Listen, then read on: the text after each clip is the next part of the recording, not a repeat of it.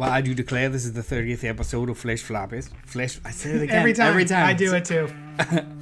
Fresh Floppies.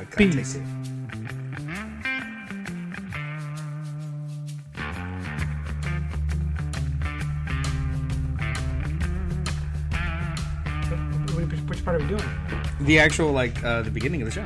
Oh, okay. Yeah. What's up to our sidekicks and henchmen out there in the mother-loving Geek Nation? You're currently tuning in to Fresh Floppies, episode 30, wherein we will discuss a smattering of books that come out today, Wednesday, new book day, so you are prepared to go into your local comic book store and buy things, but without spoilers. Spoiler-free. Spoilers redacted. Yeah. Spoilers. There will be large swaths of silence. Just know that we have taken out the unless spoilers. you want like an ear-piercing noise. Yeah. And when you hear that, that means we're talking about something spoilery. We're back. We did it. Yeah, it's been forever. We have a couple of books we want to talk about today. Some very important. Yeah. Anticipated. Yeah. I mean, what comic is important? Mm-hmm. Well, that's a greater lot. scheme In the greater of scheme of things, things, yeah. I'm gonna call a quick audible, and we missed recording on a very important day. Yeah. And that was Flash Day. Oh, you want to talk about the Flash? I do want to. I didn't think about it. Right. I want to talk about the Flash #1 that came out last week. Because I was expecting to record last week, out of our control. I got sick, but I read it, and I don't read The Flash, but I was excited to read it. Why? Because I really like Cy Spurrier. Same. I heard a lot of Cy Spurrier, written by Cy Spurrier with art by Mike Deodato. Not yet. I've really enjoyed a lot of the Dawn of DC stuff. Oh yeah, for sure. Flash for a long time, especially with the crazy numbering, has felt inaccessible to me. Even though I've popped in and out, never really does anything for me. Whereas I'm a Wally West guy. Like I like Wally. Yeah. Exactly. And then the Dawn of DC stuff has been very good. Yeah. So I'm like, I will try this out. And what did you think? So we had read a prelude to that Yeah. run. There was an anthology, I think, issue of the Flash. Flash 800 or some shit. And so I was a little nervous because the way that Cy Spurrier is writing the character Wally West is way more in line with how Barry Allen should be written, who was a scientist and a big thinker. And I don't think that Wally is more of the like one of his jobs was a mechanic. You know what I mean? Like. He has never really been the big thinker of the Flash family. The Flashes. Yeah, he's the ground level guy. He's this, like, I was almost said Spider-Man, but my man's an actual scientist. But, he feels more grounded than I would say Barry. But the way Cy Spurrier wrote that one issue, that one segment, was like, that doesn't feel like Wally at all. Yeah, it was weird. It was like multi-dimensional, phasing in and out of like realities, and which is not crazy for the Flash. It's just more along the lines of the internal dialogue of Wally sounded very, very specific and very, very science-based, and you're like, it sounds like a scientist working it through and not like just your normal, average speedster. Yeah.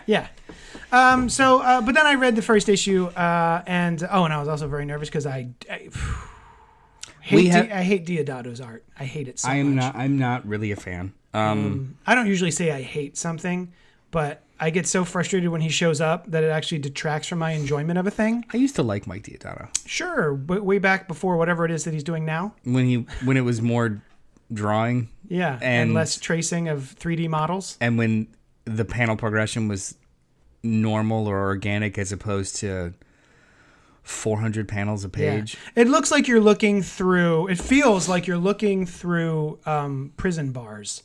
As opposed to panel layouts. Yeah, he just like draws splash pages and then throws lines on them. Yeah, and segments his art. It's very interesting. It's very frustrating. This first issue, I liked the story. I thought the story was cool and it introduced some cool things. And Wally felt a little bit more Wally because we had Linda there, who's his wife and his children. I'm gonna keep going with it because I love Wally and I want to see how this goes. And I like Cy Spurrier. But it is a slog with Mike Deodato's art. What did you think? So I liked it a lot. The story saved it.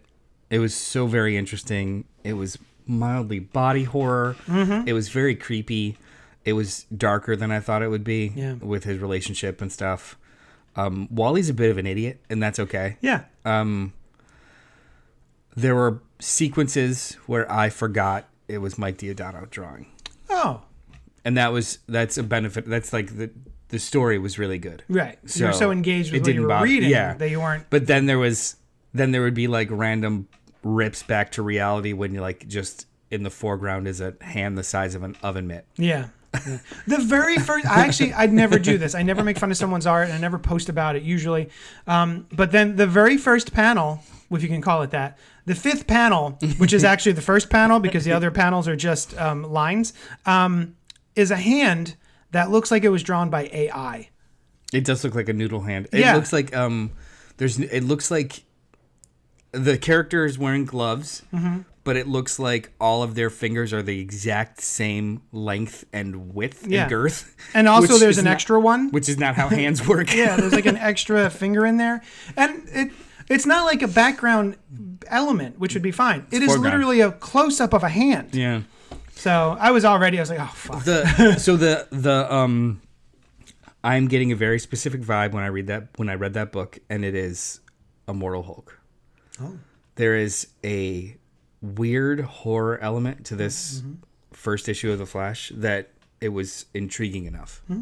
Not just another like here's Captain Cold speedster thing. Yeah. Just another here's Professor Zoom. Yeah, like look another one. Yeah. Oh, he's everywhere because he's walking back in time. Great. Yeah. Like it seemed different, and I appreciated that. But yeah, it works despite its art. Mm-hmm. I think it's fresh enough. I just wish. There's so many other artists they've put on this book. Deodato, really good Deodato. Not All Robots. By AWA Studios, written by Mark Russell. Mark Russell, yeah. That's your dude from like last year. Deodato does excellent robots. Oh, okay. It's just excellent machinery. And the story was not an action story. It's a more of like a political parody. Mm-hmm. He doesn't do 4,000 panels.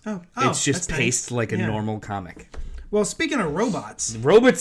Transformers #1 came out from Image Comics by Daniel Warren Johnson, who, while I was excited, Daniel Warren Johnson is not a guy that I would have tapped to draw robots. Because I find his art and his line work to be sort of very organic and not very mechanical. So I was like, oh, that's an interesting choice. But also his storytelling I'm in love with because I love things like Do a Powerbomb and Murder Falcon and Wonder Woman Dead Earth. So I was very, very, very excited by this new initiative that Image Comics currently has the rights for both Transformers and G.I. Joe, and they are creating a shared universe with those two properties mixed in with Robert Kirkman's Void Rivals that he has just started. About 4 issues just came out. And I love this book. What did you think? I think they're learning from Radiant Black, the way that line of comics kind of intersects with each other, but doesn't really at all. Mm-hmm. Because reading Void Rivals, other than a cameo, which gets followed up in this issue, there's absolutely no connective tissue yet. But I really like what they're building. What you just said about Daniel Warren Johnson, it's all correct. But it also illustrated why he's absolutely perfect for this, because he is very good at machinery and technicality, but everything he draws feels organic. Yeah. And these are living fucking robots. That's true. That makes him wildly perfect for this book. He draws a gnarly Autobot. And he these are great.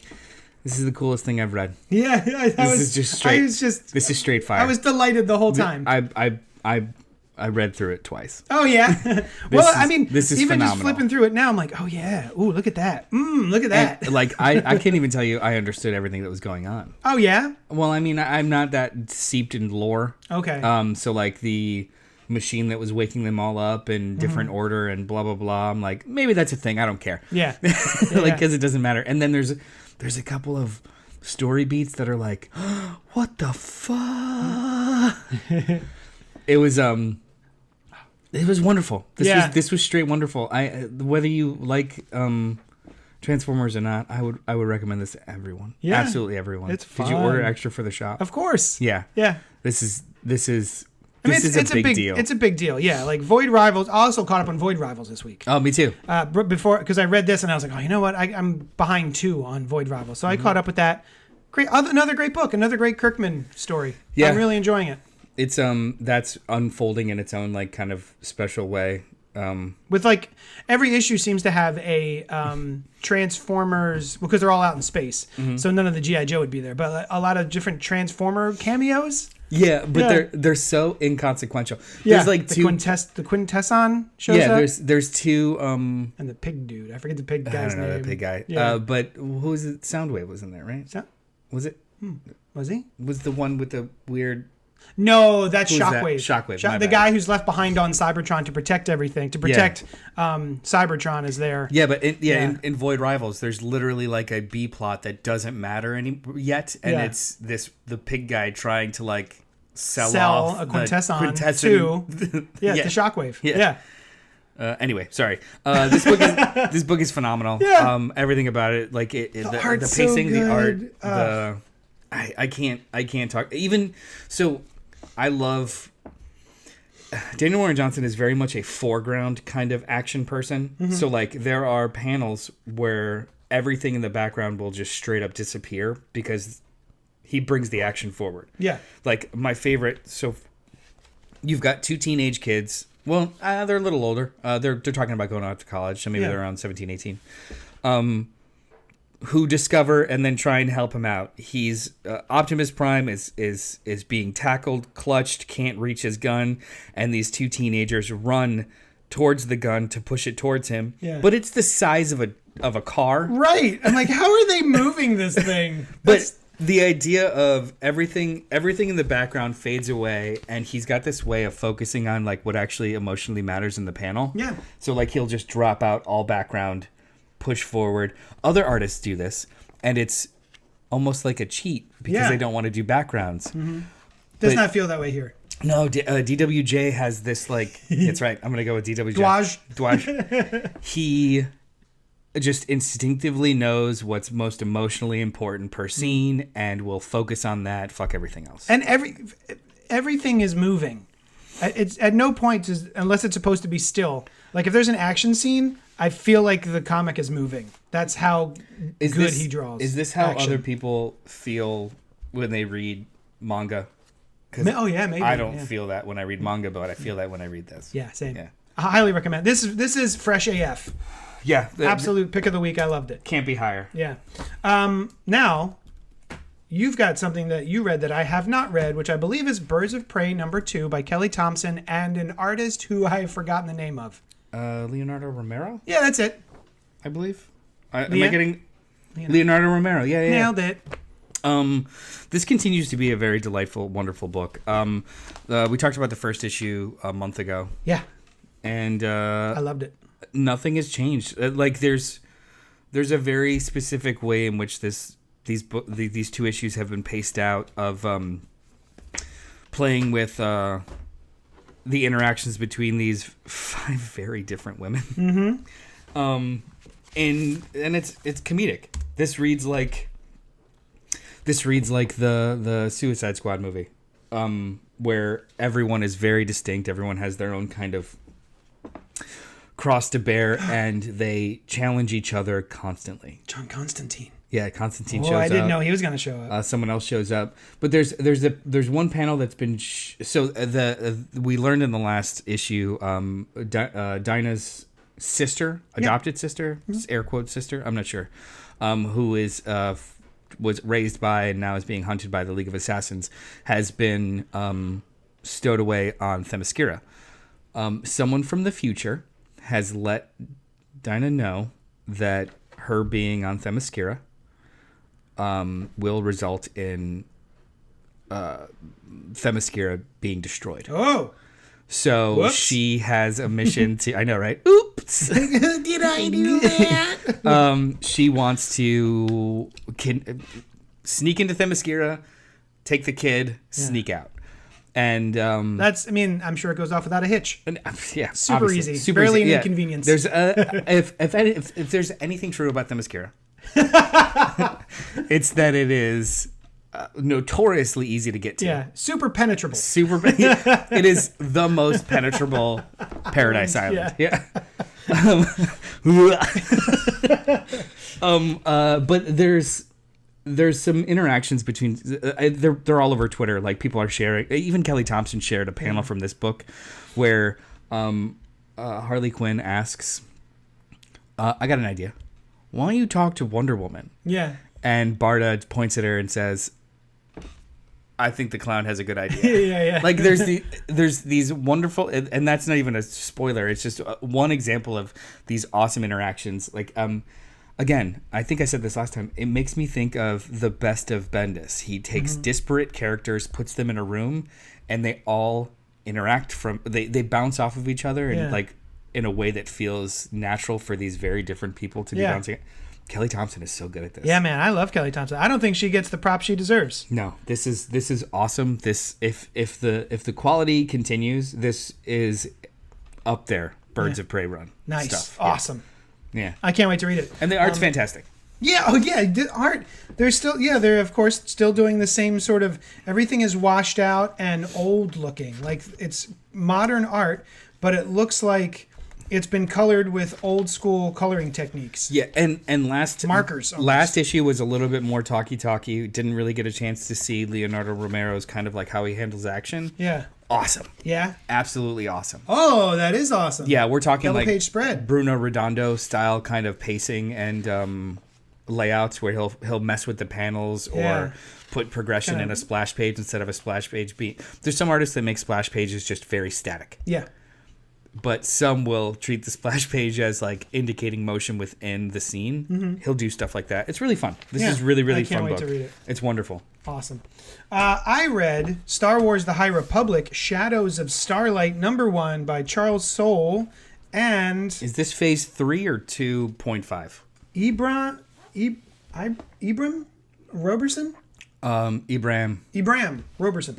So it kicks off phase 3 of the High Republic. The High Republic is an era before the Skywalker era. Sega. By about 250 years. Is that what it is? I thought 2, but I don't know. So that was phase 1. Couple centuries. Yeah. That was phase 1. That ended with a disaster, like in story. And then they did the prequels.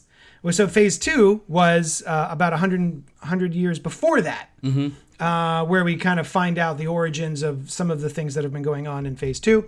That's over now. And phase 3 has just started with Shadows of Starlight, which is picking up the pieces after the second big disaster of phase 1. There's a lot of disasters in phase 1. Like it's a rough time, which I absolutely loved. And I have not finished phase 2. I'm like one book away from finishing it. But I was like, I'm just excited about this. In a weird way, though, you can almost jump from phase 1 to phase 3. Oh, absolutely. Because it's like the linear way to experience the story. Maybe. Yeah, you could go 1 to 3 if you've skipped phase 2 so far. Other than a big character in this book who you meet in phase 2, is still around, and so and very different than the way we left it. I read most of phase 1, enjoyed it, but then felt like there was pieces missing. Now I want to read them when they're all done. Yeah, I think they're releasing them in omnibus and stuff. Like I want to read them when they're all done because the jumping back and forth. And I'm not reading the novels. I know you are reading the novels. They're the best. They're way better than the comics. Yeah? Yeah. I like... Well, what did you think of this issue? Oh, I loved it. I thought this was great. It picked up exactly where I wanted it to, and it gave me all the things that I wanted. It gave me some mysteries. It also sort of is starting to bridge the gap between the High Republic, where things are very different looking, to the way they may end up, or they're going to end up in the Star Wars that we grew up on. Like the lightsabers. There's a whole little story here about how the lightsabers go from the way they looked in phase 1 and how they're going to start looking now and why. The Jedi are peacekeepers and they've never been warriors, even though they carry the coolest warrior weapon of all time. I know, right? And now it's kind of like in Clone Wars, or not in Clone Wars, but around episode 2, where they were like, well, I guess we're going to fight a war now. Yeah, they become generals and what have you. They're not quite there. It's not quite warrior or soldiers, but kind of almost. So I legends, not legends, canon, not canon, whatever. I remember the Knights of the Old stuff of the Knights of the Old Republic comic that I've read. They were they weren't quite cops, but they were a policing force in the galaxy. Almost like a 3-letter agency that functions outside of or overlapping all other. Yeah, that is kind of what they are before this. So this is the Knights of the not as old Republic. Yes. That's all of High Knights Republic. Knights of the closer Republic. Yeah, High Republic is just Knights of the younger Republic. Yeah.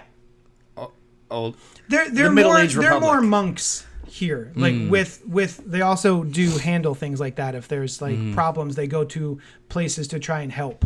So they're not really police. They're more like, oh God, what would you call it? Someone you hire to guide you. I can't think of the word in real life. A Sherpa? Anyway. Anyway. So this was great. If you're reading the High Republic, this is a can't miss. You have to read this issue. It's very important. I would highly recommend. I can't wait to catch up on this. I like Star Wars comics a lot. People can complain about the movies and the shows all they want. Since Star Wars has been with Marvel Comics, it has been fucking top notch. Yeah. All of the series have been really fun. I concur, Doctor. Yeah, so this is no different. All right, let's wrap it up. Well, this is arguably the biggest comic this week. Yeah, which we left for last. In physically the biggest comic this week. It's a trade paperback almost. Basically. It's a $10 most of the trade. Let's talk about so we're going to talk about G.O.D.S or G.O.D.S because there's periods. Written by Jonathan Hickman with art by Valerio Schiti, who we last saw doing some X-Men, but I think we both fell in love with him during Empire. Yeah. So the big hubbub online right now is that this book is too expensive. One, yes, it's expensive. It's $9.99. However, it's 96 pages, I think. Is that what it is? Yeah, it's hefty, bro. It's literally 3 issues. When I was finished, I was like, oh, that was like a whole trade paperback I just read. Yeah, and when I look at everything else on my stack, that's 22 pages for $4.99 or $3.99. Yeah, this fiscally is in line with that. Yeah, I think there's 2 conversations. I think there's, well, I mean, I don't know what's going on out there. I left Twitter, but as far as I'm concerned, there is. The amount of money this is worth, which I agree is $9.99. I think you're getting a lot of story. And not only, it's not even it's all splash pages. No, my man was tied to his typewriter. Yeah. And the other question would be, should you have to pay $10 to get a first issue to see if you're interested in this storyline? Maybe not. I think another thing that's kind of happening in the comic, especially the creator-owned space, is this is from Marvel, $9.99, an entry point. Maybe that's off. But then the same people who are complaining about this are asking for a $25, $35 entry point for their Kickstarter or Indiegogo book. Yeah. And it's you can't bitch about one and then turn around and try and fleece for the other. So it's very inconsistent. I would. I don't have a lot of Kickstarter experience, but don't you also get other things with the book? Well, no. Stickers, I'm specifically art. thinking of one that was funded recently by people I don't really like or agree with, but $35 for the first issue, which is the same length as this, 85. Yeah. 85, 90 pages, $35 plus shipping. Oh. Just the comic. Oofa doofa. So that's stupid, right? Are these the same people who I'm thinking of? Yeah. Yeah. Fuck those guys. Okay. But just in general, the idea of purchasing what it's worth versus what you get out of it. Yeah. To each their own. I mean, they're also the same people who are we don't like politics in our comics unless it's the politics that we want to talk about in our own comics. It's more of a don't throw stones and let's see what happens. So I personally thought this was a hell of a deal. Yeah, man. It took me a long time to really just like sit and read this. Yeah. And I didn't pause. I didn't put it down. Oh, I did. I started last night, and then I read half of it, and I was like, because I was exhausted. I actually went to the gym yesterday, and so I was like, you know what? I'm going to finish this in the morning. But I was looking forward to finishing it in the morning. Yeah. Yeah, it's so how to describe it? We are introduced to a new character. A couple of new characters. Yeah, whole new systems. Yeah, actually. There's a gentleman named Wynn. He is the avatar of the powers that be. He represents gods or a god or the god. Little G, big G, doesn't know. He is just the physical manifestation of the powers that be. Yeah. And his job is to just keep things in their order. Yeah. And there is also a organization that represents the order of things. Mm-hmm. So it's very much at its core a magic versus science. Mm-hmm. How to control patterns versus how to just let destiny take its course. Oh, that's a good point. It's this is a very, very high concept book. Yeah. And what I love that Hickman does here, and this is very much how he approached that last miniseries Decorum. What he does here is he just tells you a seemingly simple, for him, story, a full story. Yeah, this is a whole. I couldn't believe it.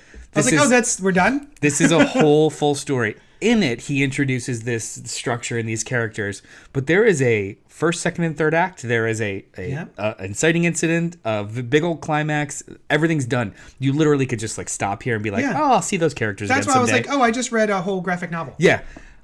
Instead, and I guess that was his, when people were complaining online about the price of this, Tom Brevoort literally, chimed up and was just like, Hickman requested 3-issue sized first issue to tell a full story. Yeah. And he pays our bills. So so we'd let him do it. I'm sorry about the $9.99. But if this was just like chapter 1 of 8, where all we got at the very end of the issue was the inciting incident for a larger event, I would feel cheated. This is a full-on book. Yeah. I'm shocked that it's not perfect bound. Was it called Red Room, or the one about the camera?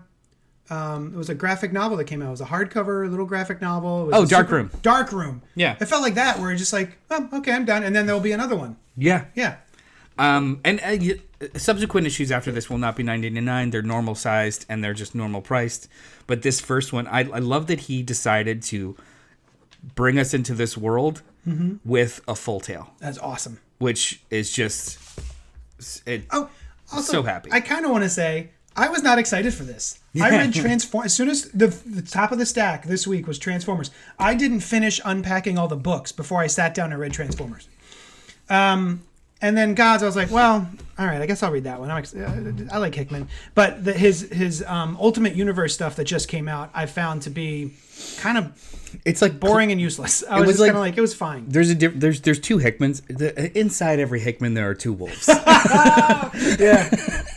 And the kind of Hickman story you'll get is which wolf is being fed. Yeah. The Ultimate Universe stuff is the clinical Hickman. That's the timey-wimey, smarter than you, or like when he's writing only geniuses in the room, it becomes almost inaccessible and kind of like overtalks each other. Yeah. The whole third act of Ultimate Universe was like, well, I have a time machine. Well, no, I have a time machine. Well, I built a time machine based off your time machine, and it's better than your time machine. And it was just weird. Yeah. I enjoyed it, but I enjoyed it as like a weird primer to whatever the hell he's going to build, not as a full story. This is the swashbuckling Hickman. This is fun. I had a blast.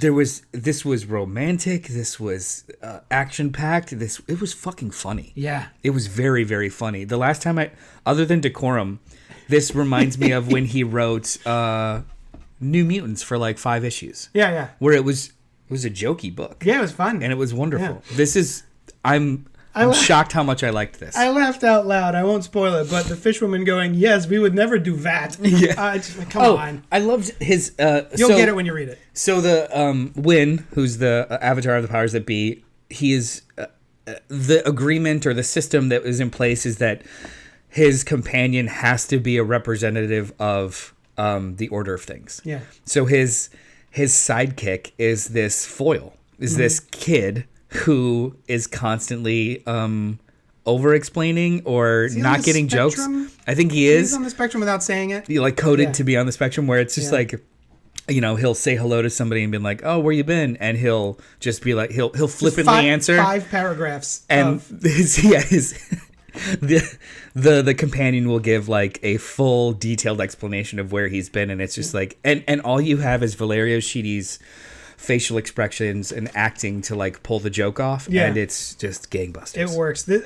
I don't want to spoil too much about this, but this was great. I am very excited. Having, like I said, having not been excited about this because it's a Doctor Strange tale, which I don't care about Doctor Strange. Oh, you should. He's so good. Sure. Read the Jed MacKay. Oh, just came out in trade, I think. The first Jed chunk of Jed MacKay. Yeah. I read the first issue and liked it. You should read it. It's so good. But I'm on board for this, man. This feels just as good as Hoxpox did.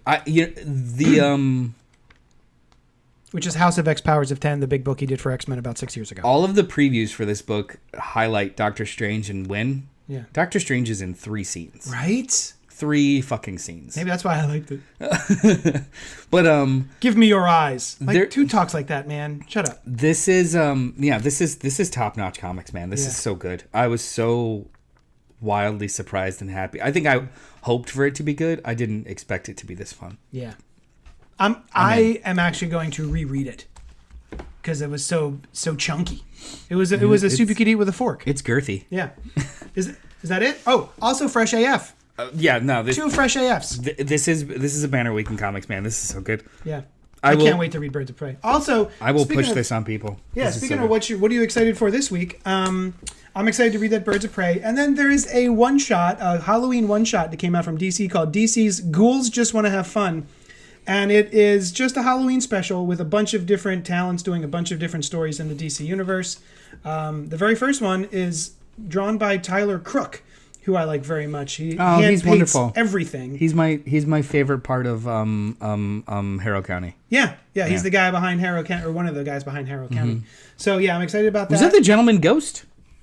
Yes, it was. Yes. Oh my goodness. And then Bill Watterson, who created Calvin and Hobbes and did it for 20, 30 years, has a new book that he put out. The first thing he's done since Calvin and Hobbes, I believe. Yeah. And it's called The Mysteries. It's a square hardcover by Bill Watterson and John Casht, and it looks gnarly. It is a picture book, so you've got the text on the left and pictures on the right, and it looks like it has been hand sculpted. It looks like all of it is pictures of like photography of figurines. Claymation. Yeah, without the mation. It's interesting. And nowadays I don't know if who knows if he actually built the maquettes or if he designed them in a program or something. I don't know. Yeah. But it looks like a good spooky story for the Halloween times. The only thing left on my stack that you didn't say is I've got here in my hands Ghost Rider Annual #1, which I wasn't interested in. I saw the one cover, didn't care, and then it's Ghost Rider versus the Hood in Infernal Halloween. He is an underrated villain. I love the Hood. Yeah, and I'm flipping through it, and Elsa Bloodstone is in here. This just looks so fun, and I love the art is really great too. It's Danny Kim. But it's got a Jeff Shaw kind of feel to it. Oh, sure. Which I'm loving. Yeah. Yeah, no, I'm really excited to read this. Because I like spooky, but I kind of sometimes want goopy spooky. Oh, I like goopy spooky.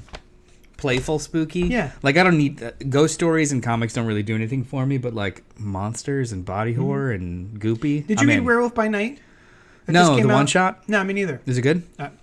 Did you? Why didn't you read it? Me neither. And people, I haven't gotten to it yet. But seriously though, did you read it? I did. Oh, was it good? I'm just being playful. No, I didn't read it. I have no idea.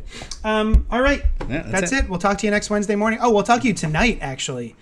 Tonight, we're going to go live on the CultPop Network on YouTube, Facebook Live, and that other place, Twitch. And we're going to be talking about... I think Generation V? Generation V, the new The Boys TV show that dropped with absolutely no... I haven't had a chance to watch yet. Oh, it's a pretty quick read, and it's great. Is it? Yeah. And then the other thing is... Oh, Ahsoka. Is tonight the last episode? Last night was. We watched it. Oh, frick. I got to watch that today at the store. We're going to talk about that tonight. All right, guys. We'll talk at you later. Bye. Doo-doo-doo.